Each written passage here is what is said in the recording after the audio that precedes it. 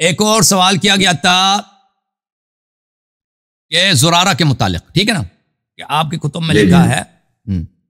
کہ زرارہ لعن اللہ زرارہ، وہ جو راوی ہے اس کے بارے میں، راوی کے متعلق یہ ایڈریس نہیں ہوا تھا، جی ایڈریس نہیں ہوا ابھی تک، یہ ایڈریس نہیں ہوتا پہلے پارٹ 1 میں، نہیں ایڈریس نہیں ہوتا۔ دیکھیں میرے محترم ناظرین، زرارہ کے متعلق اگر امام علیہ الصلوۃ والسلام نے، دیکھیں وہ زمانہ وہ تھا، احمد ابن شعیب النسائی کو آپ بخوبی جانتے ہیں کہ اس کا قتل کیسے ہوا تھا۔ اس کا قتل اس طرح ہوا تھا کہ وہ اپنے زمانے کا بہت بڑا محدث، سب سے بڑا محدث تھا، سب سے بڑا عالم تھا۔ اس سے لوگوں نے درخواست کی کہ آپ معاویہ کے فضائل میں کوئی حدیث سنائیں، تو اس نے کہا مجھے نہیں آتے، معاویہ کی فضیلت میں آپ کو حدیث مجھے نہیں آتی، ٹھیک ہے نا، کوئی حدیث ہے نہیں تو میں کیا سناؤں۔ اس کو مار مار کے قتل کر دیا، مسجد ہی میں اتنا مارا نا، اسی سے وہ مر گیا بیچارہ۔ تو یہ اس زمانے کی بات ہے۔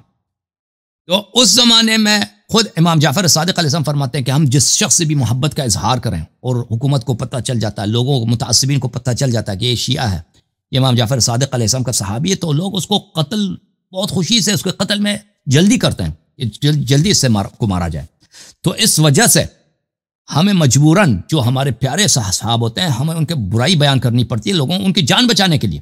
لوگوں کے سامنے ان کی بدی بیان کر، ان کو لعنت کرنا پڑتا ہے۔ یہ اختیار معرفت الرجال ہے، رجال کشی، یہ وہ حدیث ہے لعن اللہ زرارہ، لعن اللہ زرارہ، کہ امام علیہ السلام نے فرمایا کہ خدا زرارہ کو لعنت کرے، ٹھیک ہے نا۔ خود پھر امام علیہ السلام نے اگلے حدیث میں بیان کیے کہ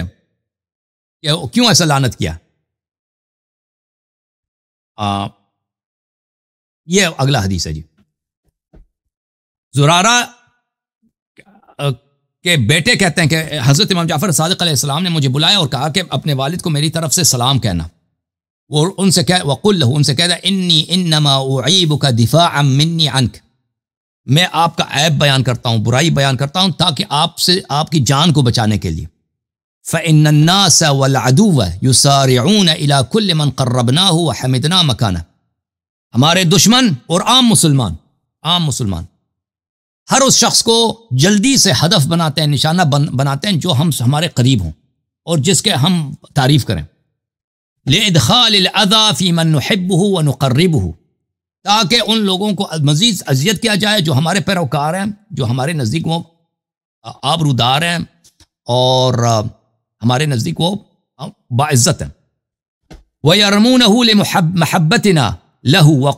وَقُرْبِهِ وَدُنُوِهِ مِنَّا، اور لوگ کسی کو ہدف بناتے ہیں، نشانہ بناتے ہیں صرف اسی میں عیار پر کہ اہل بیت علیہ السلام کس سے محبت کر رہا ہوتا ہے۔